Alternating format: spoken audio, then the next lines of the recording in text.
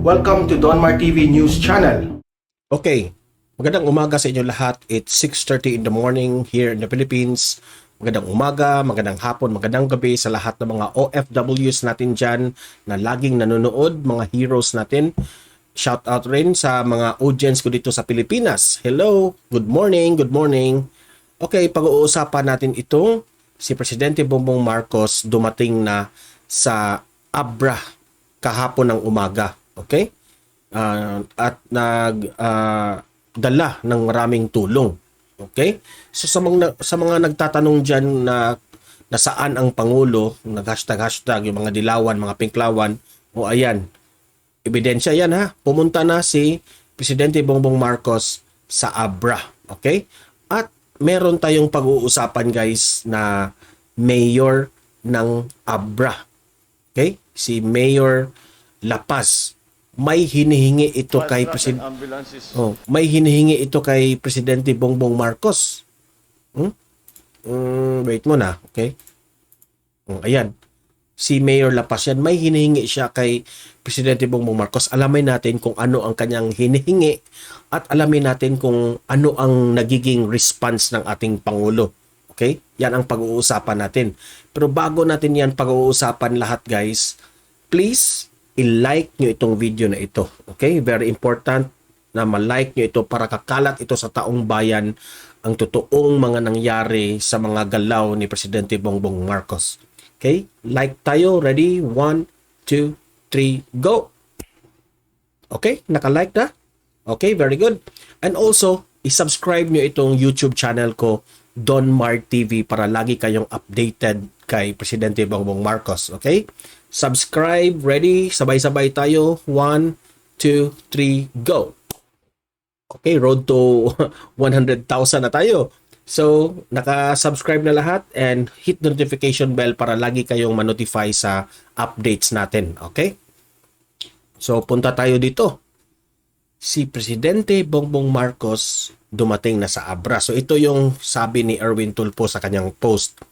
Nasa Abra na si Presidente Bongbong Marcos at kausap na mga LGU at iba't ibang ahensya. O, ayan. Yan yung ating in-explain kahapon, no?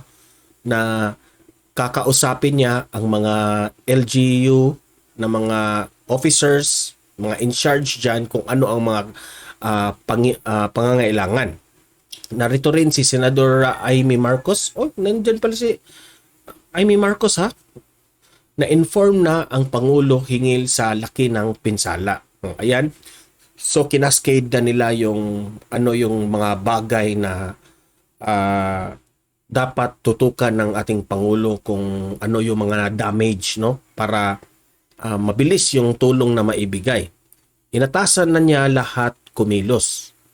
Yung electricity nagba-brown out, yung water, uhaw na ang mga tao doon, ang init-init pa ng panahon, yung highways na yung mga daan na nasisira. So yan ang mga bagay, and also search and rescue sa mga nabiktima, no, yung merong mga na-injured. Okay? At relief operation, mga tao, yung mga bahay nilang mga nasisira. So yan ang in-update ng Erwin Tulfo.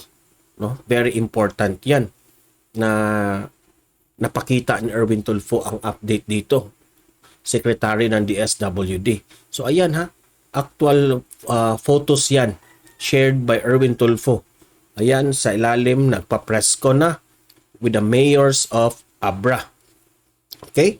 So sa mga nagsasabing nasaan ang Pangulo, yung mga inggit dyan, yung mga dilawan, pinklawan, wala pa naman akong nakitang angat buhay na pumunta dito. Leni Robredo, nasaan na?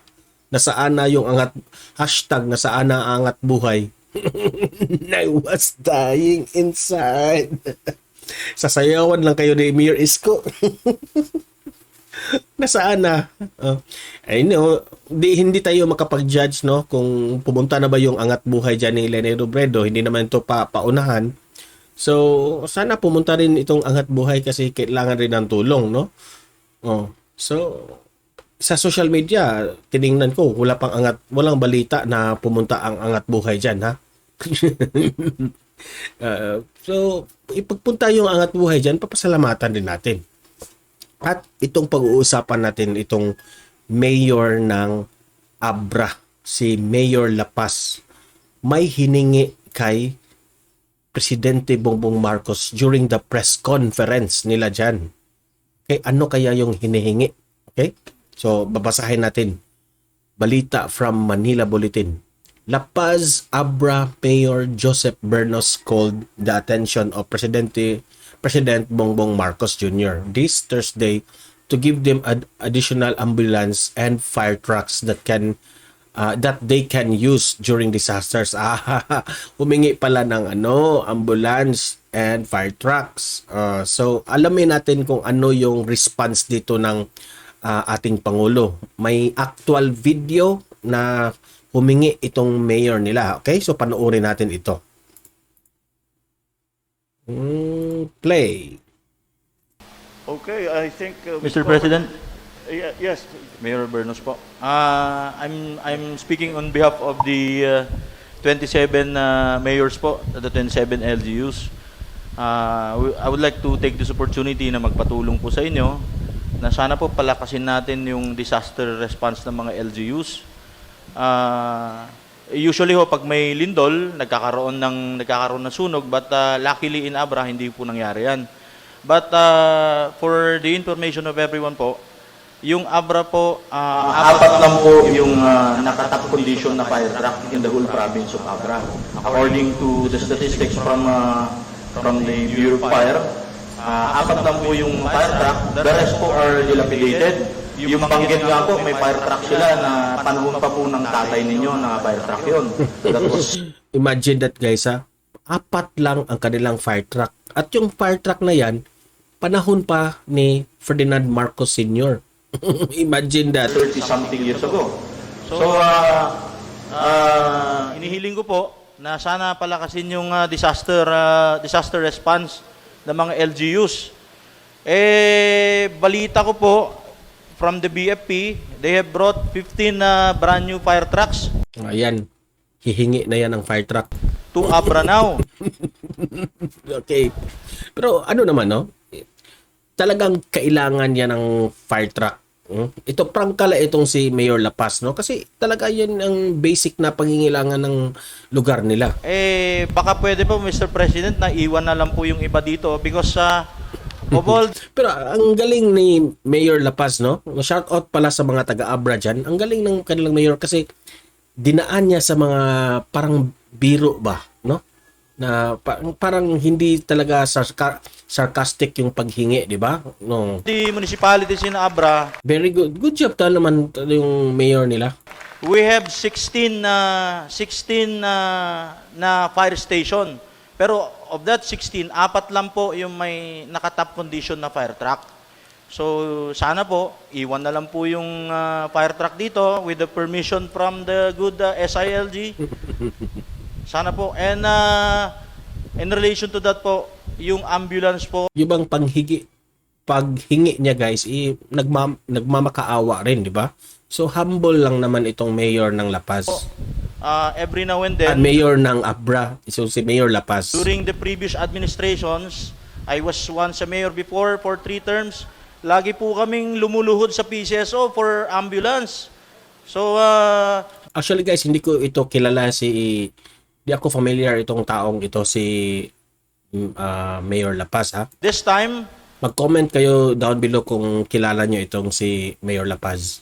siguro naman po, open na po lahat yung request namin because may Ilocano president na kami and we delivered 96% of the votes of Abra during the last election. So, tingin ko, kami naman po ang maniningil ngayon. Mr. President, maraming salamat po. maraming salamat.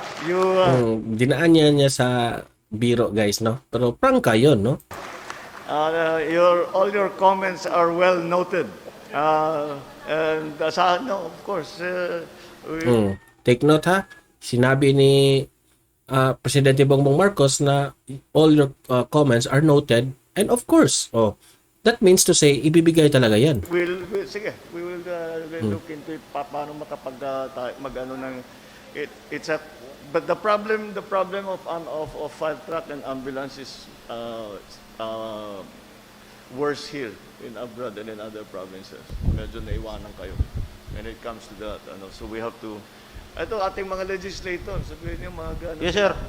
Thank you so much, sir. Pero out of the 15, sir, baka pwede pong makapag-iwan si SILG. Hihirit pa. Pag-usapan nyo, baka makumbinsin mo. Thank you so much, Mr. Malakas ka President. naman, malakas ka naman. Imagine guys ha, pumunta dyan ang ating presidente bringing 15 fire trucks. Grabe, ang dami. Sa kanya eh. Maraming salamat po. Magkaibigan naman kayo eh. So ayan guys ha, very good talaga itong pangulo natin, no. Masasabi ko talagang very humble itong pangulo natin, no. Comment ko niya sa kanya is very humble and very approachable, no. At kapag binibiro mo, magbibiro rin siya. So talagang comfortable ka kausap itong ating pangulo. Yan ang comment ko. Ngayon ang tanong, nasaan na ang hashtag angat buhay ni Leni Robredo. Biro lang yan, Leni Robredo ha. Pero oo nga, kasi yung mga supporters ni Leni Robredo lagi kasing binabatikos itong ating Pangulo na nasaan ang Pangulo. O ayan, nakadilalat yung presensya ng ating Pangulo with Secretary Erwin Tulfo of TSWD. Okay? So, good job. Ito yung first calamity na nangyari sa panunungkulan ng ating Pangulo. Okay? At kayong mga audience ko dito, no? I-like at i-share itong video na ito para kakalat ito sa taong bayan, itong good news at the same time yung galaw ng ating Presidente Bongbong Marcos. Okay? I-like nyo ito. At i-subscribe na rin ang channel ko para lagi kayong updated sa mga balita natin. No? So, libre kayong mag-comment, mag-react tungkol sa issue na yung kanilang nasaan ang Pangulo na hashtag. Comment down below, babasahin natin yan. At anong masasabi nyo sa pagtulong ng ating Pangulo sa lugar ng Abra na biktima sila ng lindol nung isang araw. Okay? So, patuloy nating ipaglaban ang ating Pangulong Bongbong Marcos Jr. sa ating mga vlogs at mahalin natin ang Pilipinas. Okay? So guys, see you in my next video and have a great day. Good morning and God bless everyone.